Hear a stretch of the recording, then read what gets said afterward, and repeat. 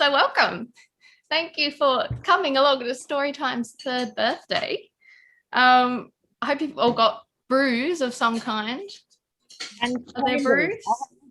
Happy birthday candle. Birthday candle. Yeah, fantastic. birthday candle. Very good. So our topics for this 37th Storytime, there are quite a lot of them. Some of them I've only managed to squeeze in briefly. I did have quite a lot of trouble because I've had movie nights in my life. I've had like movie nights with high school friends and stuff, but they weren't very memorable, mine. So they didn't really provide much fuel for an interesting context. So I kept sort of looking for more things to draw in, which resulted in Lloyd adding doing stuff just to annoy your partner and stress buying things as topics, which in the end I only very briefly squeezed into the story, but it kind of set me going on a fun track. But so our other topics were recommending something to your friends you haven't done or seen in a while, and then being a bit embarrassed when they actually do or watch that thing because it's not quite how you remembered it. Movie nights. When the blurb is misleading. When you don't get the metaphor or the pun or the reference to some kind of pop culture thing. So when people have very, very different interpretations of the same thing. And that one I've actually put in our poem today. Pandora's tea collection. Brews other than tea. Place stereotype busters. So things that countries have that don't fit into kind of the tourist brochure view of them. Labeling something with a repeated word to indicate a specific instance. For example, if you say home versus home if you were camping or staying somewhere different. Pets with human names. When you get yourself into embarrassing situations by talking to or interacting with an animal. And fix it till it's broken, which is left over from last time. I wanted to do it a little bit more. So a little poem, which is about the idea of how different people can interpret the same thing very, very differently. In my junk journal, which is a bit enormous. And it's called Windows. Matching words paint different art in one mind than the next. Strokes made different in shifting light, a mischief, then a kindness. The lesson of a prior year coloured by new shadows, soft then hardened edges, sweeping intended threads aside, and something other is found there. Yet you watch the same leaves fall, the same wind catch a coat, the sentence spoken held the same words. A stained glass lens trains our sight, each made by a different artisan, for each of us containing different lore, our windows on the world. This is my stained glass window. Oh, nice. Yeah.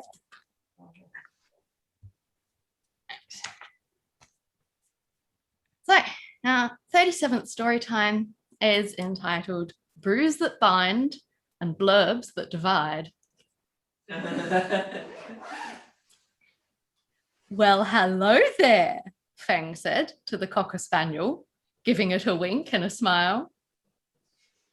The woman walking the cocker spaniel turned to look intently at some rose bushes as she and Feng passed one another. I think that's a very bad habit you've developed, Feng, Tess told him, hitching her shopping bag full of junk food higher on her shoulder. People probably won't understand. Feng strode on ahead in the direction of Tess's house. It's fine. The dogs like it. Did you see that one grinning? And people mostly find it funny. Replied Tess, fumbling in her handbag for her keys. I think you should probably try to do less winking at dogs tonight during the lights in the darkness hour. She opened the door and held it for Feng, who was carrying a crate full of his new home brew. It might put people off participating. Feng had to concede that this was possible. but they'll still want my homemade sushi, he declared. Tess gave him a look. Not everyone, Feng. Personally, I think sushi is gluggy rice in weird textured seaweed with like one piece of something tasty hidden deep inside. Huffed Feng. Luckily, most of our town disagrees with you. Then he gave her a small smile. Don't worry, Tess. I'm also making the citrus cupcakes. Feng got out all the ingredients for said cupcakes in Tess's kitchen, while Tess was moving beanbags and pillows and blankets into the living room to set up for their movie night. Presently, Tess heard a crash and returned to the kitchen to discover that all of her Tupperware had chosen today to form an avalanche. Evidently, the avalanche had hit Feng and had caused him to spill a small jug of almond milk, which he now seemed to be tearing up over. Why are you literally crying over spilt milk? Tess demanded, removing the jug from Feng's fingers and wiping almond milk off the jug's sides, the floor, and Feng's jumper. It went on my jumper. Oh no, replied Tess with mock drama. You know you can't be in drama queen mode when Anya gets here. She'll film you and future Feng will hate you. She fixed him with a calculating stare. Have you been texting Rick again? Feng turned around and went to the fridge. No. I'm confiscating your phone. Tess scooped it off the kitchen counter. Now, this Tupperware can't be like this when Anya gets here either. You know how she gets about it. Can you make it organized? Feng started reorganizing the Tupperware without complaint, and Tess went out to the backyard to retrieve a surprise. She hadn't posted on social media or mentioned her new fur family member to anyone yet, and Feng seemed like he could do with meeting a cute dog. The beagle puppy wiggled excitedly and sniffed every inch of Tess before giving a loud hooting bark. Shh! Tess scooped him up and went quietly through the house to lean in the kitchen doorway. Feng, I have someone I'd like you to meet. Feng turned from spooning cake batter into cupcake cases, saw the dog, and immediately winked and said, "Hello, cutie." Feng, Tess sighed. You have to stop doing that.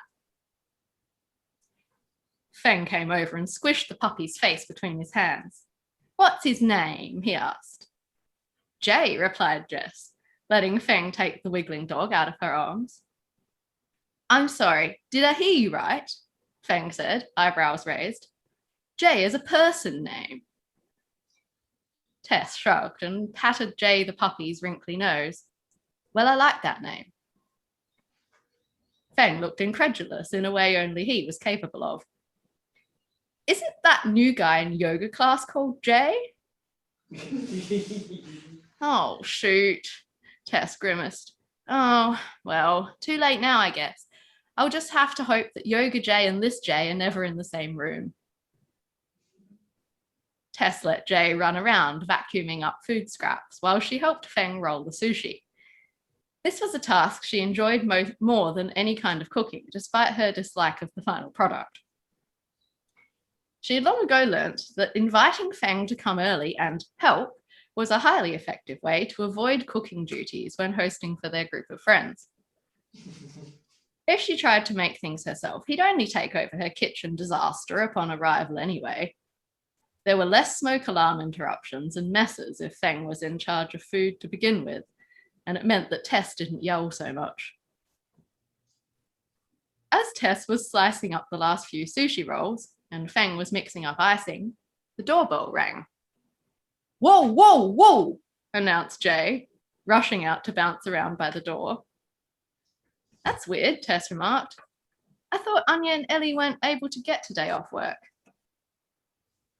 She followed Jay the puppy to the door and picked him up while she opened it, so that he wouldn't lick whoever it was who was casting a striking silhouette against the late afternoon glow outside. Hey, beamed Anya from the doorway. Sorry I'm so early. We got sent home because the main phone line stopped working.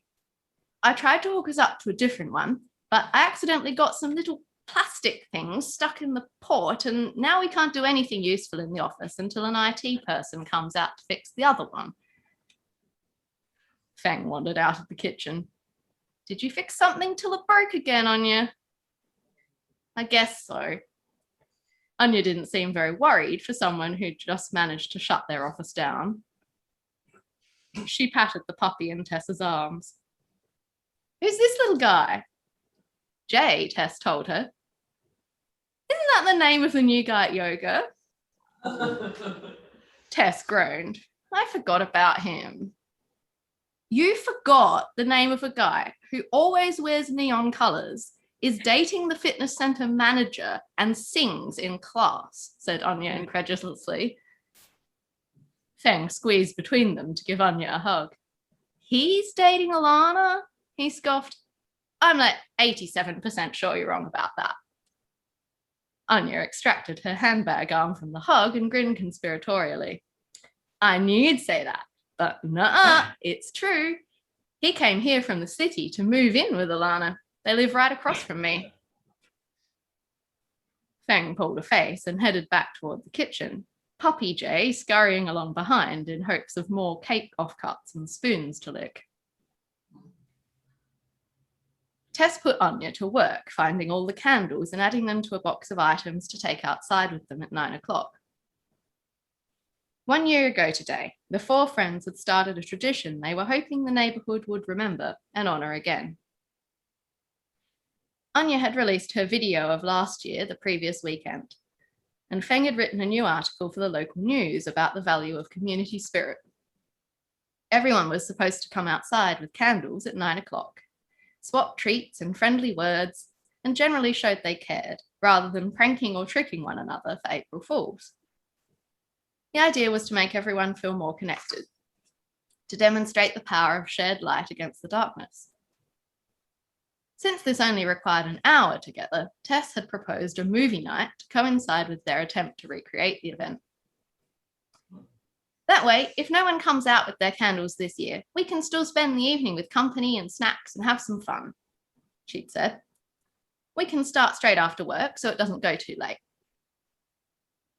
This had been agreed, with some disagreement over movie choices being settled by Ellie suggesting they make it a nostalgia-themed movie night, each choosing something they'd loved when they were younger, or that reminded them of some special occasion in their history. What movie have you chosen to put on the list?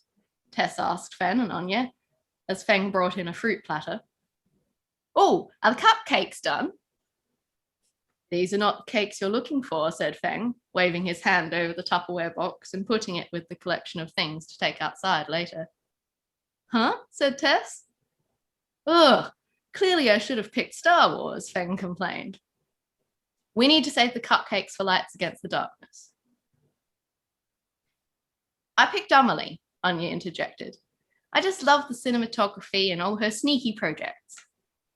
She thought for a moment. I haven't seen it since I was 15, though, she added. And that was during a really bad date with someone from school, so you have to help me make this time a better viewing experience. Can do, grinned Tess. I'm glad somebody picked something cultured. I chose Mean Girls, the movie that taught me to notice how people are animals. She spun suddenly to look at Feng. Oh, speaking of culture, how was your time in Wales? We totally haven't caught up since then. Feng's eyes lit up dramatically. Oh, it was great. I could write poetry instead of news if I lived in Wales. And he dashed over to his bag and pulled out a bottle. I found wine. Tess looked skeptical. Wine from Wales? Surely that's not what you go to Wales for. Feng didn't. But I am wise and know things you do not pose. Actually, there are good wineries in Wales. I did a little tasting tour. I have no idea if this one is the same kind of wine I enjoyed there, though, since the label is all in Welsh. Let me see. Anya reached for the bottle, but then the doorbell rang again. Ellie! They all chorused, to the great surprise of Ellie herself, who was not expecting to be greeted by a crowd, including a tubby beagle pup. Oh, Good heavens, people. Ellie smiled, seeming to wait for a reaction that didn't come. And a puppy. Hello. She knelt down on the floor and Jay licked and sniffed and jumped all over her. Whose is this, sweetie? Mine, Tess replied. Then, preempting the question, his name is Jay. Ellie snorted. Really? Isn't that the same name as the guy? Yes, I know, Tess interrupted. I forgot about Yoga Jay when I was naming Dog Jay. Ellie cackled with laughter, and Feng and Anya laughed at Ellie laughing. Tess felt rather picked on. What movie have you picked to include tonight, Ellie? Asked Anya. Kiki's Delivery Service, Ellie answered promptly. It's been my feel-good comfort film since high school. Nice choice. Feng looked a bit embarrassed. I actually chose a film that really scared me as a kid. It's probably super dated now, so I'm hoping I can prove to myself that it isn't actually scary. It was really old even when I saw it. I think my dad had it on late at night, when they play old stuff, and he kind of forgot that I was still awake. Ellie looked delighted. What is it? She asked, grinning up from the floor where she was still patting Jay. Feng rolled his eyes. It's called The Creeping Terror. All I remember is it's some kind of horrible alien slug thing that attacks people. An early Jabba the Hutt, remarked Anya. He used to scare me as a kid. She gave a little shudder. I used to have this nightmare where Jabba the Hutt slithered around to where me and my friends were, and everyone would hide under the bed, but I wouldn't quite fit, so Jabba the Hutt would bite my butt. Ellie cackled loudly again. It's not funny, moaned Anya. Who's Jabba the Hutt? Asked Tess. Definitely should have picked Star Wars, sighed Feng. We should start if we want to watch a couple of these movies before Lights in the Darkness. I'll just get the mushroom pastries out of the oven. He vanished to the kitchen, and the others made their way into the living room and plonked into their seats of choice. Anya spread her long limbs all the way out on the couch so that no one else could sit there. Tess grabbed a piece of pineapple from the fruit platter and dripped juice everywhere while she switched everything on. Whose selection are we starting with? She asked. Should we get Feng's scary one out of the way early, just in case it is actually scary? Ellie suggested, opening some salt and vinegar chips. Good idea, replied Tess. Feng, what form is your creepy horror? What's it in? Feng came back into the room, carrying a platter of puff pastry somethings that were already dropping crumbs everywhere. I bought it on Amazon. Anya tutted at this. Can you log in on my laptop? Tess produced the device and plugged in a cable to connect it to the screen. Feng knelt down and opened the browser. It says no internet connection, he reported. Tess peered over his shoulder. Oh, that's weird. Did I accidentally turn the Wi-Fi off? Try pressing Control F3. Feng did as instructed. Wi-Fi off, said a message on the screen. Uh-oh, murmured Feng. It looks like your internet is down. Is your router in the kitchen? Asked Anya, standing up. I'll see if I can reset it. No, Anya, don't try to fix it. Tess called after her, but too late. Anya was in the kitchen, pressing buttons and taking cables in and out on Tess's router. Oh, that's odd. All the lights have gone off now, she murmured. Anya, groaned Tess. She leaned in and checked all the cables were in properly. She flicked the power on and off. Nothing happened. What did you do? She demanded.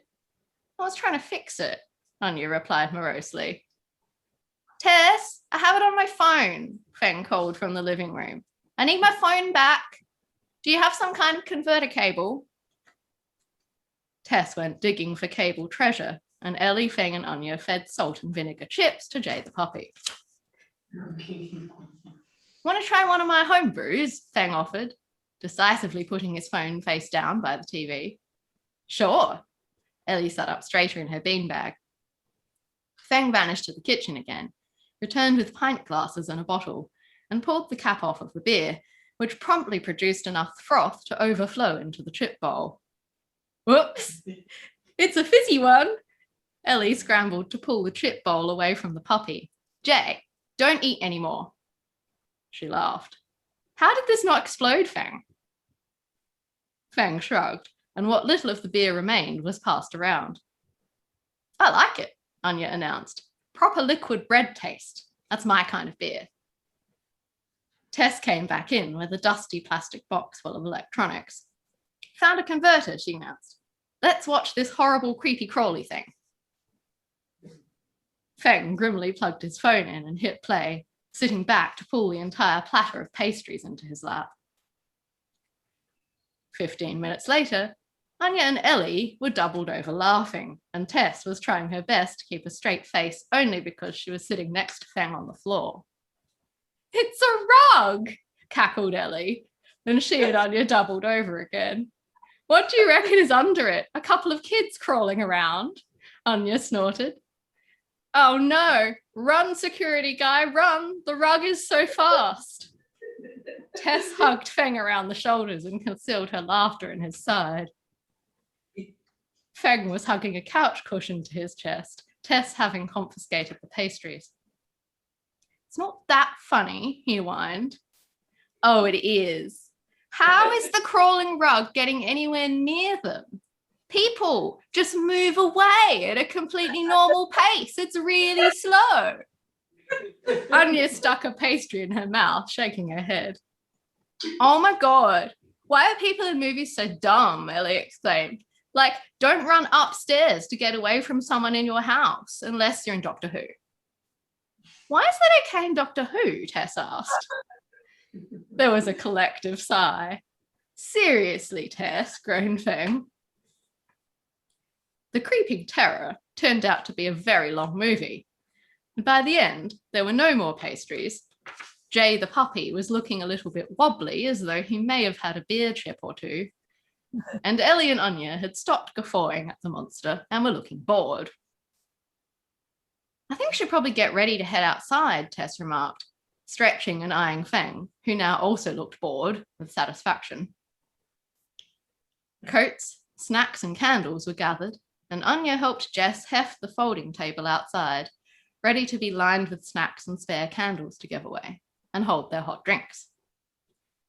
Thankfully, it was not raining this year, and the sky remained clear and washed with a soft denim moonlight as the four friends set everything out. Who wants to try some spicy hot chocolate? Tess asked. How spicy is it exactly? Asked Ellie. Tess went and got the pot and read from the label. The original way to enjoy cocoa, creamy with a mild spice from chili, ginger, and cinnamon. Feng nodded enthusiastically. Sounds great. Tess went inside to boil the kettle. When she returned with the hot chocolate on a tray, a few other lights were appearing out of doors along the street, and somewhere a few notes floated up from an acoustic guitar. People remember, beamed Feng, putting an arm around Anya.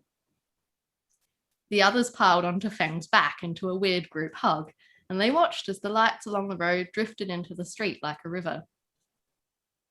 Tess lit the first of their candles, and from it the others lit theirs, walking out into the road with their lights overhead.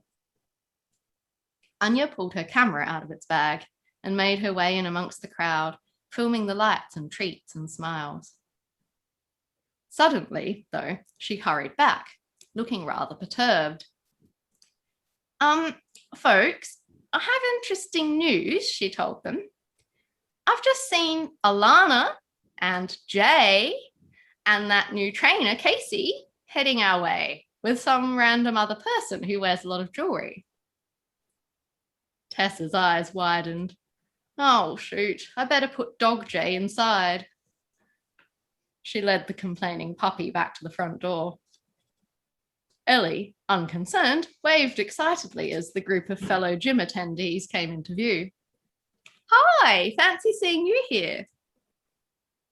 Human Jay walked over like someone who spends too much time watching models strut about. Hey! He started hugging everyone. leaving a reluctant-looking Alana and Casey no choice but to come over too. Tess re-emerged from the house, minus the dog, and took a huge gulp of her hot chocolate. Gah! Ah! She went, spitting some of it back into the mug and hanging out her tongue. I thought the label said it was mildly spicy, said Feng, looking surprised and a bit embarrassed that his friend had just spat out hot chocolate in front of these other people with whom he was less well acquainted. They lied! Ah! Gasped Tess. Very spicy! Very! Feng, Ellie, and Anya eyed their own hot chocolate cups with trepidation. Is this your regular spot? Alana asked them, trying to make polite conversation. Oh yes, we actually started the whole lights in the darkness thing, Ellie told them, smiling and looking proud. That's actually really awesome, remarked Casey, stepping forward. I don't think we've really met since I'm not really a yoga trainer. I'm Casey, and this is my friend Pan. She's just visiting from town. Hi, said the woman named Pan, who had some kind of wooden box tucked under one arm, a lot of rings, and skull-shaped earrings. Hey, if your hot chocolate is a bit too spicy, I have some teas you might like better. She opened the box under her arm to reveal rows of small compartments, each filled with a tiny tin of tea leaves. Even in the breezy night air, everyone could smell the citrusy glow of Earl Grey and the hint of sweet chai spices that wafted loose from the wood. Ellie looked as though she was about to say something, and Feng tried to subtly widen his eyes and shake his head.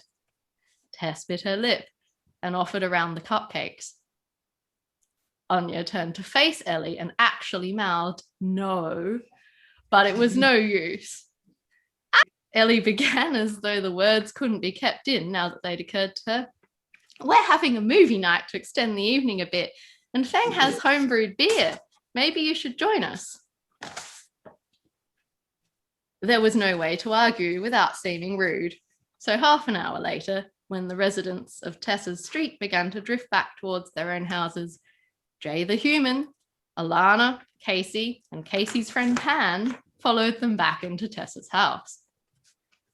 Jay the puppy bounced excitedly up to everyone and sniffed each human's shoes for what seemed like an hour, while everyone took in turns to pat him. Well, hello, Jay, Feng said to the dog, scooping him up so that Tess could take her boots off in peace. Aren't you a cutie? It took a moment of Alana looking at Feng strangely for him to recognize the problem, at which point he hid his face in the dog's fur, while Tess awkwardly explained to Jay and Alana about the puppy's name. He's not named after you or anything, she specified. I just sort of forgot about you when I was choosing his name. Jay, who was clearly unused to being forgotten about, looked rather offended, but Alana laughed. That's excellent, she pronounced. You four had better all pick movies too, I guess, Tess told them. We've got a sort of nostalgia theme, so like something you liked as a kid or that was significant somehow in your life. She paused. We might have to roll a dice to see which ones get watched tonight and make another time to watch the rest, now that there are 8 of us. She briefly glared at Ellie as she said this, then knelt to sort out the TV. Oh, Feng, your phone has locked itself and I can't disconnect it. Feng glanced over. It's Forrest Gump's password, he said. What? Asked Tess. 1 Forrest 1, Alana supplied, and a few of the others chuckled. Huh? Said Tess. Oh, never mind, sighed Feng. Pan wanted to watch a movie called Holy Motors, which she described as very clever, and the blurb described as a brilliant metaphor for life set against the beautiful backdrop of Paris. Jay wanted to watch a very weird-sounding thriller called Rubber, which, unlike Feng's creeping horror, did sound as though it might actually be scary. Movies don't scare me much, Feng claimed. Tess hoped the dice wouldn't pick that one. Alana wanted to watch another very old film called Zat, featuring a mad scientist turning into a fish. Alana likes biology, Jay explained.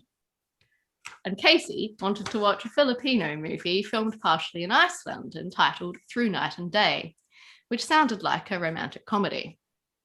This won the first dice roll. It turned out to be less amusing and more tear-jerking, and Feng was encamped next to Anya on the sofa hugging a cushion again within the first 15 minutes.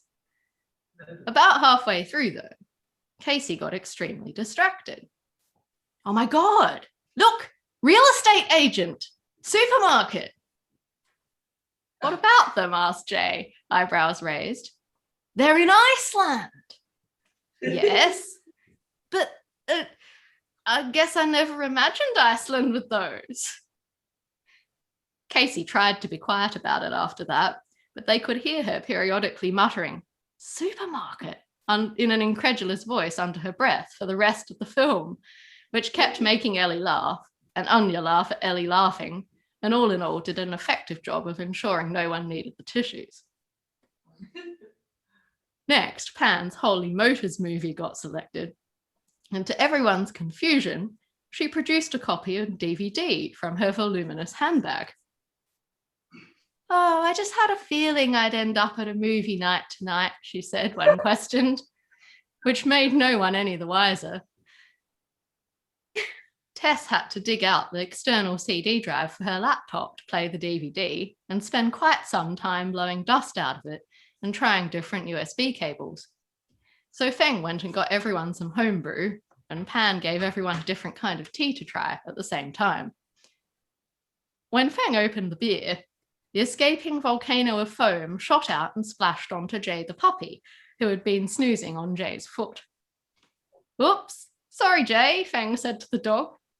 Then he winked at the puppy and added, aren't you adorable? Give the beer a lick. Dog Jay, said Ellie very loudly and hurriedly, not JJ. Yeah, sorry, JJ, giggled Alana. We're all talking to Dog Jay, not to you. It was by this point getting to be very late, despite the group's efforts to stay organised. And Feng was evidently getting overtired and perhaps overbeard. Awkward song, he sang in an opera voice to prevent any further discussion. Pam did her best to point out how the metaphors in the movie worked, once Tess finally got it going, but no one really got it, and Pan kept wandering off topic and telling them unrelated things. When she started on a tangent which began, I've lost my mood ring and I'm not sure how to feel about it and it's stressing me out, so I started stress buying other things on the internet. Jay interrupted. I don't think we're really watching this movie, he pointed out. Maybe it's time to call it a night.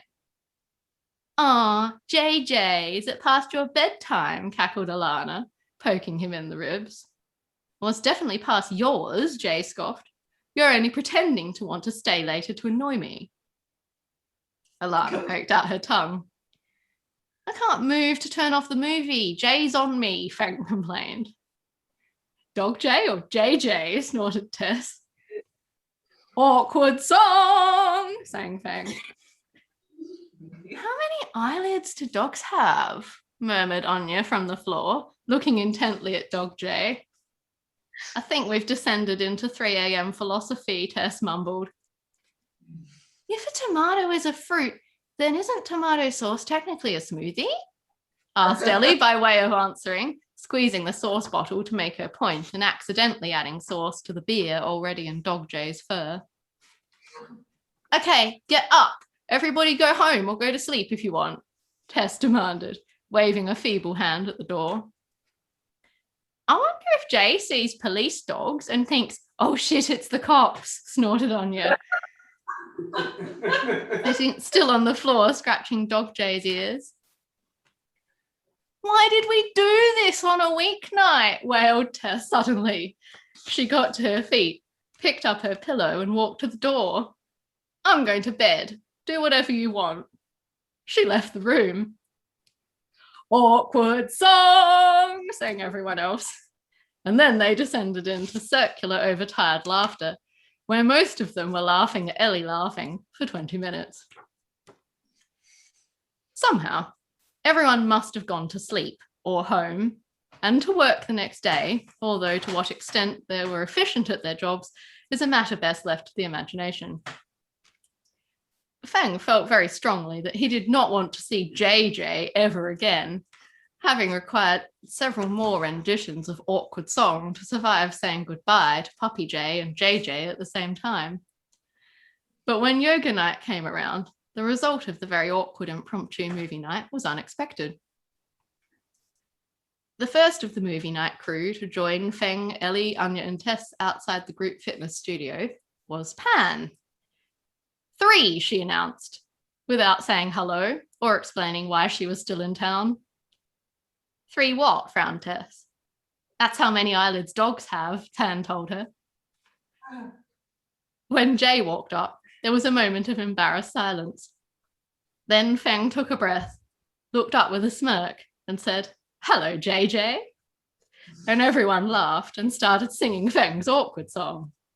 And when Alana went by on her way to her office, she leaned into the studio where Casey was finishing off a one-on-one Pilates session and muttered, "Supermarket," causing Casey to collapse laughing and fail miserably at her demonstration of the current exercise. When everyone waiting outside stopped laughing, Ellie beamed around at them all. "You know what?" she said. "This right here is what Lights in the Darkness was meant to do, connecting new people."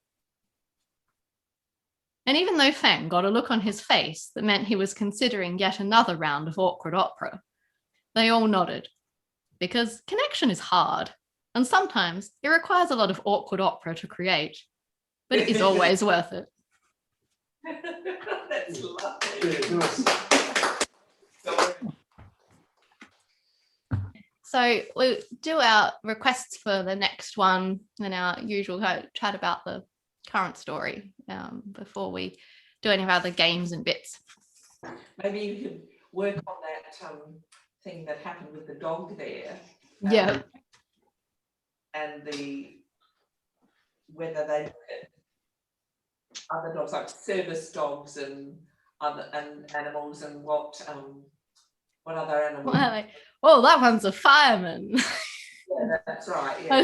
The search and rescue dog is like and the mercy type dogs and the like autistic care dogs. And people's that support dogs and things, yeah.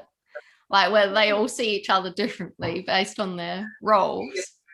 I have an idea. It's probably not kind of how you normally write stories because yours are more realistic. But I'm imagining Yours are realistic stuff. Well, compared to like when mine was like AI talking to each other. That's Reminded me of how there's a teddy bear's picnic, but it's like all the different dogs going to a convention, like working dogs convention. Yeah. Well, that would be fun. I could do that realistically. I could just, like the owners are going and then they're imagining what the dogs are saying to each other.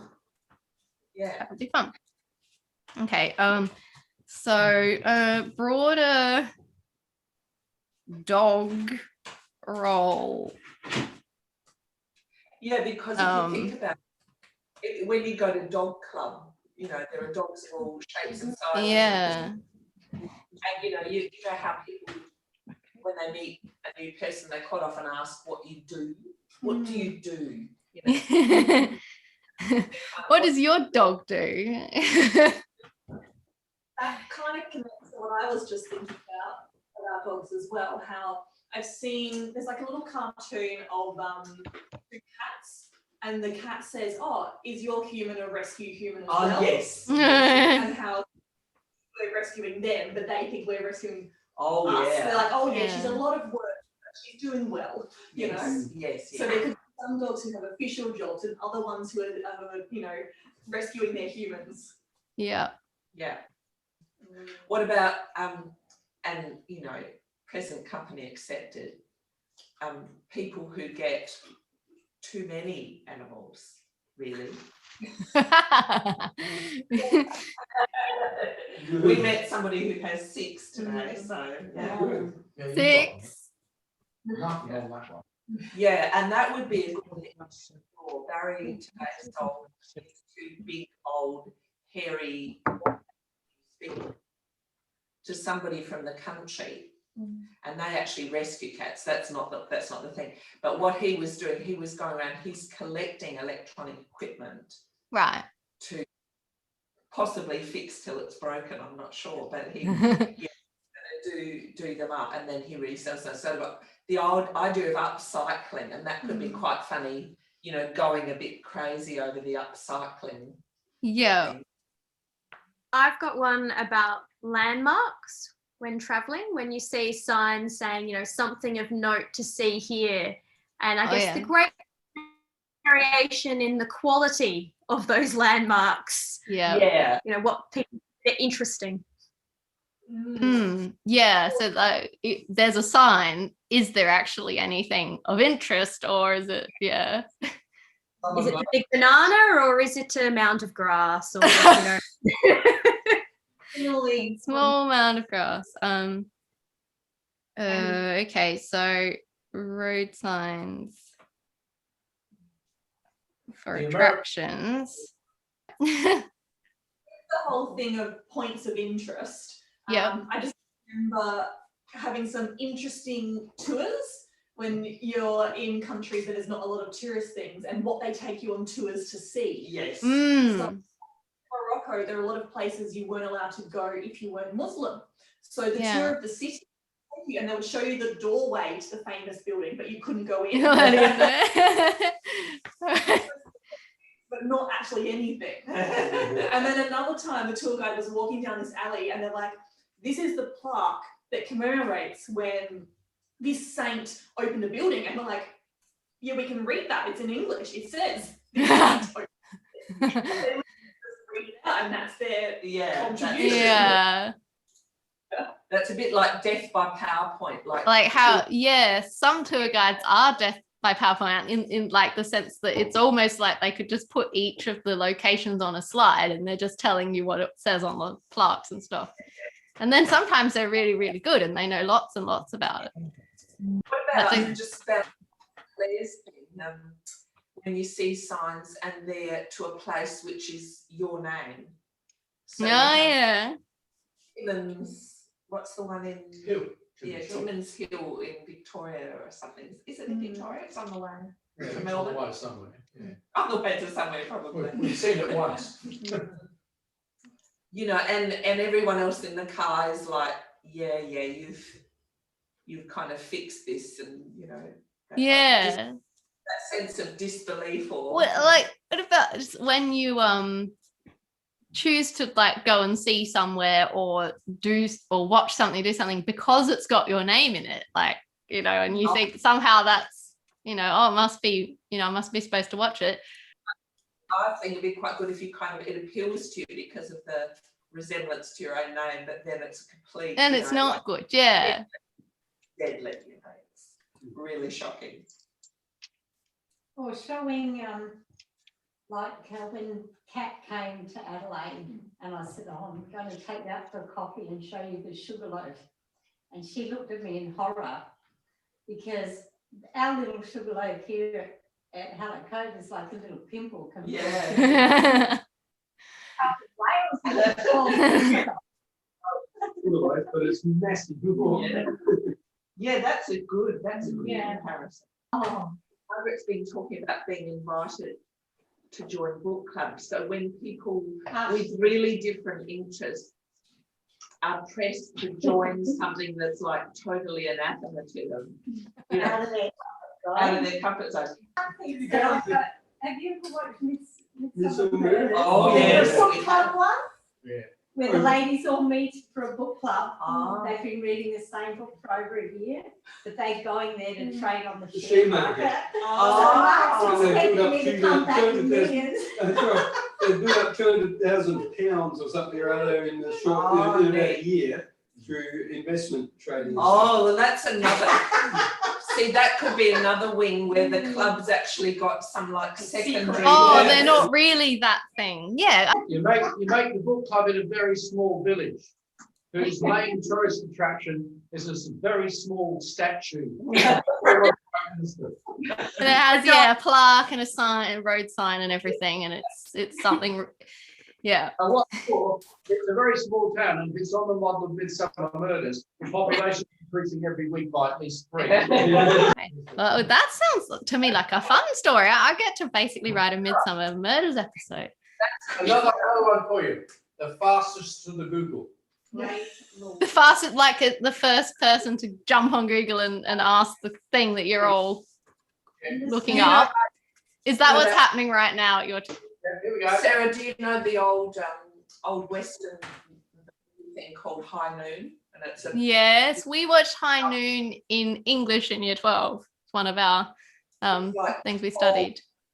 The whole thing is going to be, when they draw their guns. Yeah. And this is when you draw your phone out. Who can grab their phone quickest? Well, that's good. I think we've got enough topics and things.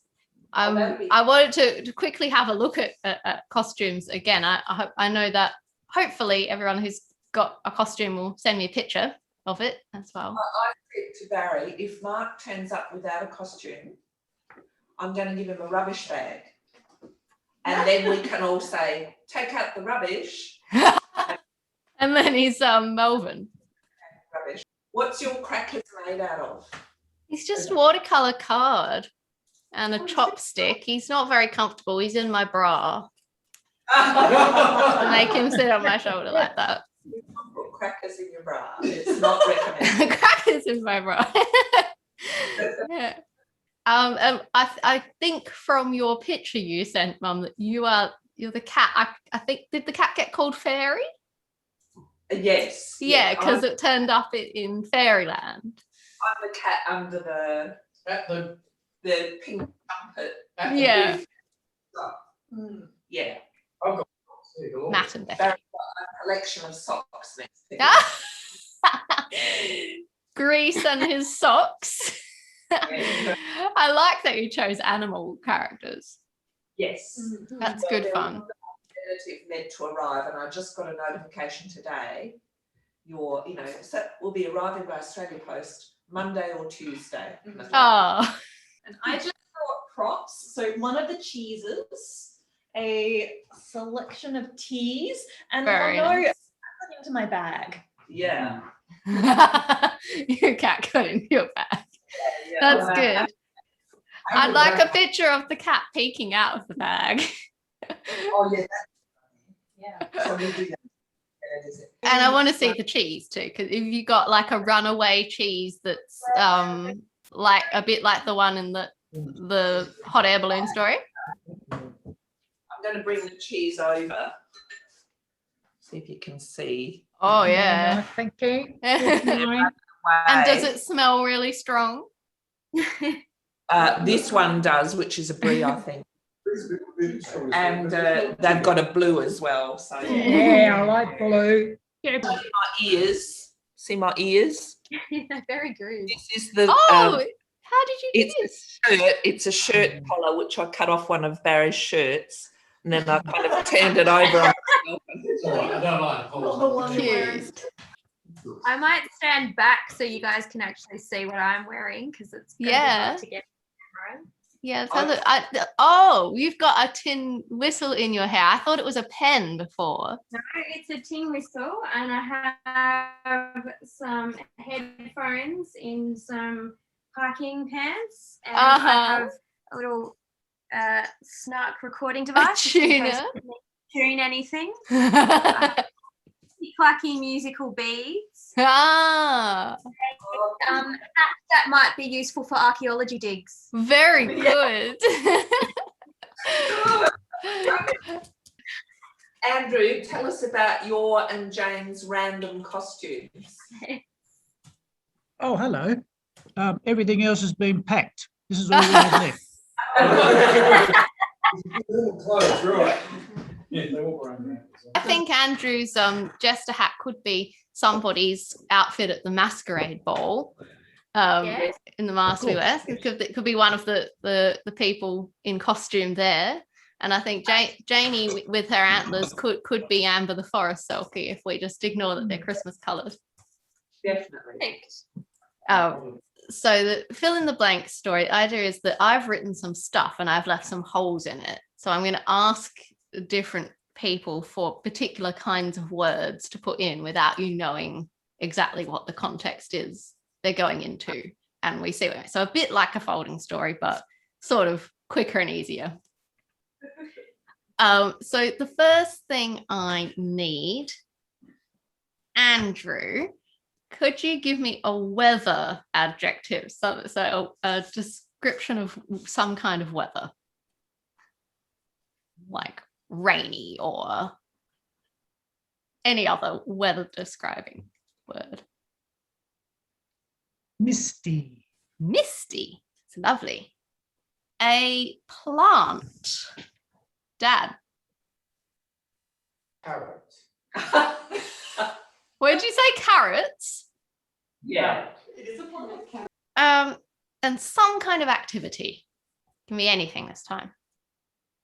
Ice skating. Ice skating. Okay. Let's see what we have. We didn't get the drain pipes in. I'm wondering whether I can stick them in somewhere. I don't know. I think it could be a verb. Yeah.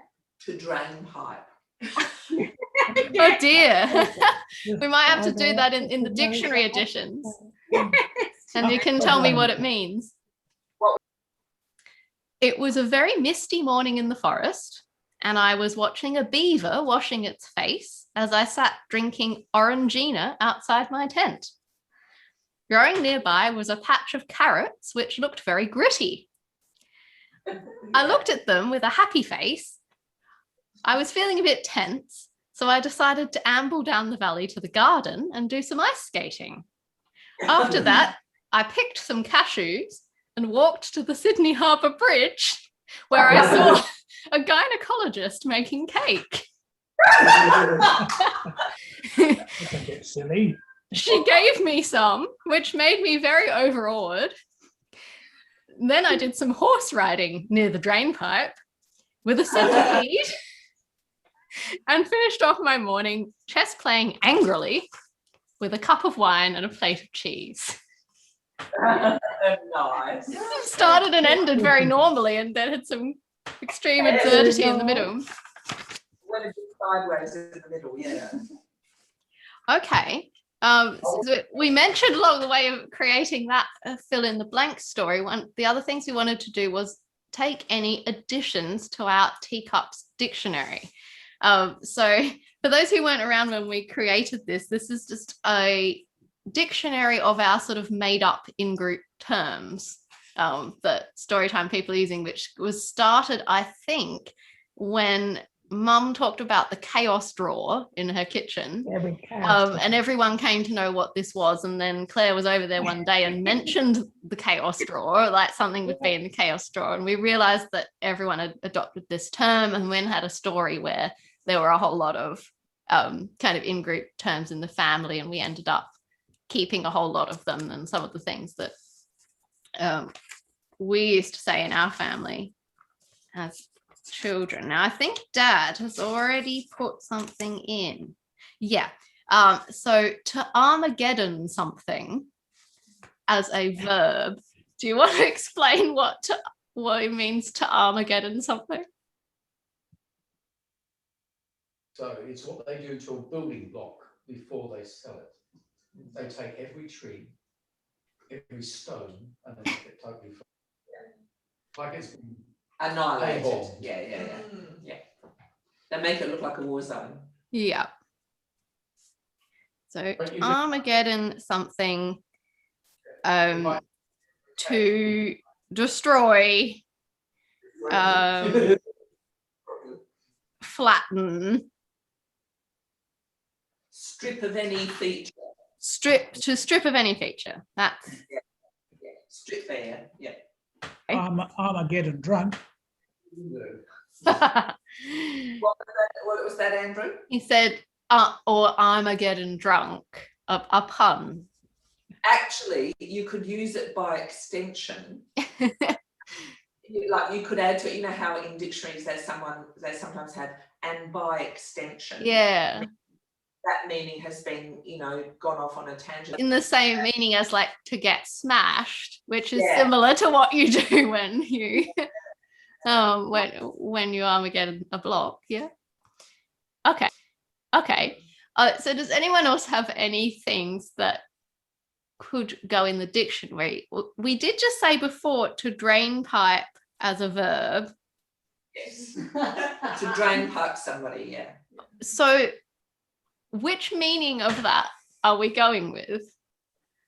Or does it have multiple meanings, or like? I think that'd be quite nice because it could be ambiguous. So what was yours, Tegan? To drain pipe someone is to, or kind of in some ways, annihilate them. Like to the extreme is you killed them and you probably disposed of the evidence too. It's sort of like to dispose of, to like, flush away. Yes, to get them out of your life, out of the situation, possibly out of life in general. This would probably say the ghosted. And you could use it in a gentler form to mean to completely ignore somebody. Yeah, or like to like get rid of, like to dump your boyfriend or something. Yeah. A drain pipe too. I was thinking of one to describe what Jen does, because I was learning a language, and up in Duolingo it kept coming up the word in that language for elephant with an exclamation mark, and it kind of reminded me how Jen is always like dog or cat. But maybe something like when people always yell it's a horse or it's a cow when they're going for a drive, but one of those words to mean what Jen does, which is if you see an animal you have to excitingly tell everybody. So a verb to mean the action of pointing out, excitedly pointing out. And so have you got a word, or are you suggesting that Jen thing? I was suggesting maybe elephant, because it's actually so absurd, and that way it covers a multitude of animals that you're probably going to point out that aren't elephants. Yeah. So to elephant with an exclamation mark. Very important. So specifically elephant. Yes. You want to play and it's to elephant. To trumpet the name of an animal that you're seeing. Yeah. Means to excitedly. Elephant in the room. Maybe that's the point. Nobody addresses the elephant. Yes. So elephant is not any animal except an elephant. Yeah, so it may not refer to an elephant. Yeah. Specifically not referring to an elephant. Actual elephant. Yeah. All right. Well, additions to the Teacups dictionary can be ongoing. I just noticed that it's gone 10. So that means we can have our folding story unveiling. Okay, so let's highlight this and see what we have. It's quite long. Even though Barry didn't do it. Okay, I think I'm going to have to just zoom in a little bit because I'm quite far away from my computer. Okay. I have a feeling from some of the bits that I saw along the way that not everyone read the thing about the ages of the characters in respect to the current context. So there might be some unusual, like, people knowing things they shouldn't get because they're only a kid or whatever. But we'll see how. So at the end, we're going to try and give it a title together. So to think about what you would call this as we go. The tide had left layer after layer of treasures, like lines of icing on a cake running across the sand. Albie was paddling in the shallows, wide eyes taking in the bright blue sky, an endless curving stretch of beach as he sifted through the shells, pebbles, seaweed, and driftwood for something magical. Something lying in a tangled nest of smelly seaweed caught Albie's eye, and he peered closer. Just gonna turn this off.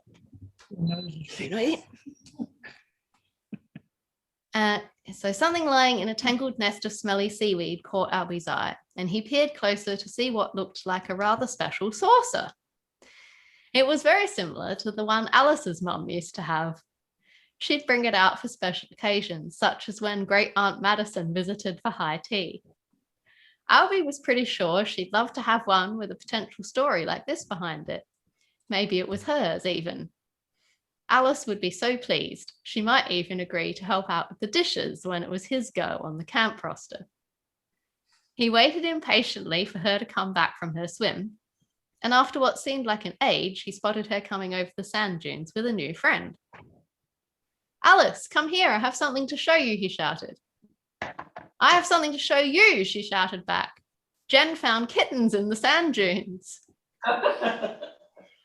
He forgot about his surprise and followed Alice and Jen into the dunes, where they found an unexpected smell, oddly reminiscent of spice and green tea, and a young man sitting cross-legged, staring in a contented kind of way.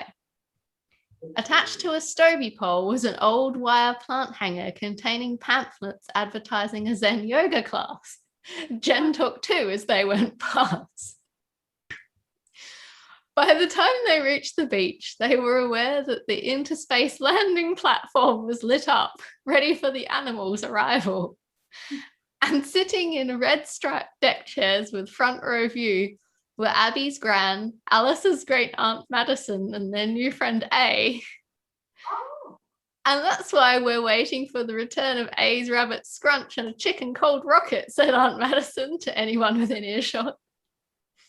Alice decided to get into the swing of things and said she would head over to the barbecue area to get a seat for the next concert with the best band in the world, Pan and the Art Installers. But no one noticed the gold cat creeping into Abby's gran's picnic basket. Meanwhile, outside the chip shop, Betty and Barb were trying to enjoy their fish and chips as the seagulls swooped them for food. In the corner of Betty's eye, she could see some pink in amongst the seagulls. Suddenly, plonk, a bird crashed in the middle of the table. Oh, shit, said Crackers as he swallowed a chip. This reminded Betty of a secret from the past, which was buried deep in her Irish folk dancing days, something she'd never told anyone about. But all of a sudden, she was reliving it all, the tapping, twirling, and jingling in her traditional river dance costumes, the weeks and months and years of practice, and she couldn't keep it in any longer. It was me! It was me who swapped Nancy Spicer's hairspray for spray glue before the competition. She screamed out at the top of her slightly hoarse voice, feeling instant catharsis. As Betty was catching her breath, a stranger's voice appeared, seemingly out of nowhere. It's all right. I'm sure Nancy Spicer had it coming. Betty looked around confused and finally managed to locate the source of the voice as her granddaughter, Anae, putting on her best serious grown-up voice. Anae was dressed in a distinctly ungrown-up yellow polka dot dress with a cute white collar that had little leaping tigers embroidered onto it. She was clutching Fairy, the cat, firmly in her skinny arms, much to the animal's frustration. Grandma, Anae said, sounding a lot more like herself, you promised we'd get ice cream today if I finished my maths homework. Betty remembered that she had indeed made this pledge.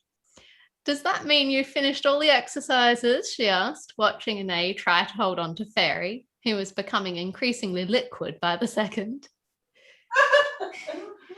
Yes, except the one with the duck buckets. Duck buckets? Yeah. Richard has 10 buckets of water and he takes them to a duck pond and then he takes the water out and puts the ducks in. She paused to heft Fairy back up into her arms like a baby. Or something like that. I don't know. It doesn't make any sense. Why would someone own so many buckets? How is this going to teach me the facts of life, Grandma? Betty covered an amused smirk. All right, well, we can get ice cream and you can show me the duck bucket puzzle and we'll see what we can work out together. How does that sound? Sweetheart, I really think Fairy has had enough of that. and they reluctantly freed the cat and took Betty's hand. Betty fetched a floppy-brimmed hat from her big hold-everything handbag and gave it to her granddaughter as they headed down the street. On the way to the ice cream store, Betty and Anae passed a sign that informed them of a temporary footpath closure that caused them to detour via the park. Unfortunately, the park was also closed due to a music festival, so they had to make a further detour, catching a number 7 bus outside the park that they thought would take them back where they wanted to go. However, they caught the bus on the wrong side of the road, which meant that they headed even further away from the ice cream store, which they only discovered after they passed several streets that they did not recognize. At this point, Anae began to cry because she didn't like being lost and she was looking forward to her ice cream. This she told Betty between sobs. "Don't worry, Anae. I have my own personal IFSD and I can get you back soon," said Betty confidently. Anae was not sure what a personal IFSD was, but thought it might be an app on Betty's new iPhone, so she felt marginally better. They got off the bus at the next stop and surveyed their surroundings.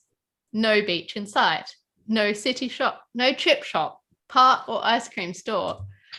And they let out another short sob while Betty scratched her head and spun around in a circle looking closely at the street names. Let's see. That's Travis Street. I think I've been down there before when I had to go to the vets with Greg the rabbit when he was silly enough to chew up the wires on the lamp and nearly electrocuted himself. 3 weeks in intensive care made it a very expensive vet visit, but at least Greg had fully recovered, although he now did a strange twitch every time he went past a PowerPoint. "Okay, we go down Travis Street and find the vets. They'll be able to give us directions," said Betty in a confident voice, although her eyes said otherwise as a parade broke out along the main street. After several fruitless detours away from the giant balloon octopus riding a seahorse in the procession, they arrived at the vets. "It's a dog," the vet squealed excitedly as a balloon puppy chasing a mackerel floated past the window. Jen," said Betty, eyeing her name tag. "I'm Betty. A group of us found a pelican tangled in rubbish at the beach." Jen's eyes widened with somewhat frightening glee. "A pelican rescue, Betty? I'll be down to the beach before you can say storm boy. I can't believe I get to live my favorite bedtime story." "Okay, Jen, I'll see you soon, and please," Betty said, before she realized Jen had already hung up. She supposed telling Jen not to rush and be careful was pointless anyway. Betty looked at the struggling pelican and wondered if it would be any help to offer it some fish from the leftover fish and chips she'd bought earlier. She dug around in her handbag, which was bigger on the inside, for the oily paper that contained her doggy bag of fish pieces and a few sadly drooping chips. Meanwhile, down by the water, a young girl was darting about barefoot in the shadows, closely resembling a fawn leaping through the long grass of a field. The beach was not somewhere Amber had visited often, but she was very intrigued by the place and kept glancing at her mother, who was reading a book further up on the sand. Amber did not think that her mother's choice to sit and read was appropriate to the wonderful wide open sand and crashing waves, and she decided to make her point by building a tree house immediately next to her mother's reading spot with branches and shrubs from around the sandhills. She climbed a tree to see if there were any friends she could invite to a noisy tea party. "Oh, come on then," said a person in a large hat standing at the base of Amber's lookout tree. "Come on," she repeated, moving her hat. "If there's to be a party, we'd better get to work." The woman, age indeterminate as far as Amber could see, dragged an armful of firewood and a large picnic basket to the door of the treehouse. Out of the basket climbed a golden cat wearing a pink ribbon and a rabbit with a blue sun hat. The cat made herself at home with a nod to Amber. "You'd better set up these fire lanterns," instructed the well-prepared visitor. It didn't take Amber long. She soon had the lanterns blazing, and it seemed they acted as an invitation beacon. Several rabbits hopped into the sandhill bonfire space, all addressing Amber politely. "I'm Greg," said one. "Lovely party." Indeed, said another rabbit that looked like it had been created by a 3D printer. G'day, called a dog who had a mouthful of socks. He arrived with a young man and a woman carrying 2 large teapots. I brought the spiced chai, she told Amber. Amber's mother gave up reading as the sun was setting, and as she walked past the treehouse bonfire, she was leading a flock of clucking chickens and carrying a basket of eggs. Aha, said the man with the sock-filled dog as he took things out of the egg basket. Here's the marshmallows. Let's set them alight right now. Only way to eat them. No, yelled Amber and the woman with the teapots at the same time. That's not the way to toast marshmallows. The rabbit with the blue sun hat grinned and settled down by the bonfire to watch the dance. Bryn and Ella held each other's hands as they swayed to the music only they could hear, flicking their wrists to the staccato pops and crackles of the fire, swaying their heads side to side like a hypnotized snake as they felt more than heard the breeze tickle just the very tops of the eucalypts. They closed their eyes and pretended they were the only 2 there. Ella started backing away from the fire, pulling Bryn by both hands, her eyes still closed. She unerringly avoided each group of people and animals, listening to just their soft conversations, their breathing, their footsteps. Bryn kept her eyes open, but let her do her thing. The rabbit was curious and hopped up onto Bryn's shoulder, putting a paw up to its mouth to indicate Bryn shouldn't disturb Ella until she'd finished her pondering and made a choice. Bryn felt a momentary surprise at this, but decided that it was just that sort of day.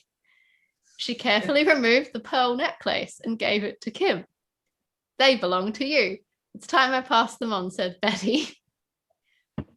Kim put the pearls around her neck and fumbled with the clasp. The clasp was caught in her opal-coloured messy bun.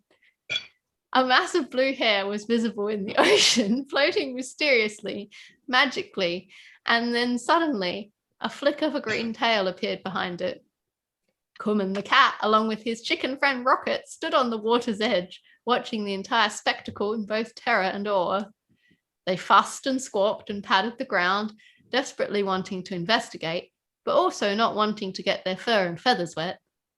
Such fears didn't stop their canine friend, however, and before they knew what was happening, Solo had leapt out of nowhere and into the water towards the suspected merperson. Show off, Kumman and Rocket said to themselves. Solo's seemingly impromptu swim caught the attention of some passengers on a small cruise boat, which happened to be passing at that very moment. They smiled and pointed at the soggy canine. A couple wearing bright pink raincoats snapped a picture. Solo did a little victory lap, clearly enjoying the attention, before swimming back to the others. Arjun had been nearby doing little dives under the water. He was seeing how long he could hold his breath and gathering a collection of small stones from the bottom. He surfaced just as Solo returned and spluttered as the dog licked his salty face. Arjun held up his latest find, a small blue stone which was partially transparent like smoky glass with little white streaks running through it. Hey, Solo, do you think it's magic? It sure looks like a magic stone. Arjun stared into the glistening blue surface of the stone, and suddenly he saw that the tiny imprint of a cat's paw was caught in it. A meow escaped him in shock. Amber wasn't blue? Before he could ponder this further, a pitiful mewing sound alerted him he was no longer alone, but the source was no cat either. Hey, it's me, Arjun. Betty, what are you mewing? Was it a bit of the song Newspaper Mama? Arjun bounced closer, holding Kumman the cat to his chest. Kumman had his front paws and chin on Arjun's shoulder and seemed to be enjoying the ride. Meow, added Arjun for good measure. Well, hello, Arjun, Betty exclaimed. Fancy seeing you here. She took out some toffees from her bag and offered some to each of the children, and Danae and Arjun were both promptly quiet as their teeth were stuck together. You know what? I'm feeling very tired after all the time we've spent out in the sun today, Betty told them. How about we go and find some iced tea and something to read? Everyone poked fun at Betty for sounding like such an old lady, but an hour later, they were all draped lethargically over chairs in her lounge room. Some had already succumbed to snuffly snoring sleep in a nest of pillows on the floor. Betty had been reading aloud until everyone drifted off, but now she put her book aside and rubbed her eyes. She looked down at Arjun, who was still holding the blue stone in his hand and mumbling softly in his sleep. Betty thought about all the mysteries they'd encountered that day and wondered what new ones were waiting in the wings. Life with these folks was never boring, even though sometimes she played at being an old lady. That was just how she liked it. Beautiful. Like a lot, you know, really quite coherent. Given It was pretty. There were some like strange bits. there were a few odd bits, Yeah. but not as odd as when we were doing longer sections last time. Yeah. I think there's quite a dream-like quality in how things shifted. Yes. Mm. And it came up a few times. So I think this story is actually Betty's dream. Yeah. It's good. Well, I thought that at the end, because that she was reading a story, that she might have just been like reading out a story or telling a story, and all of that was in the story. You know the B. Is there a B word for the story? Yes. Betty's bedtime book. Yeah. Oh yeah, as in for the title. Yeah.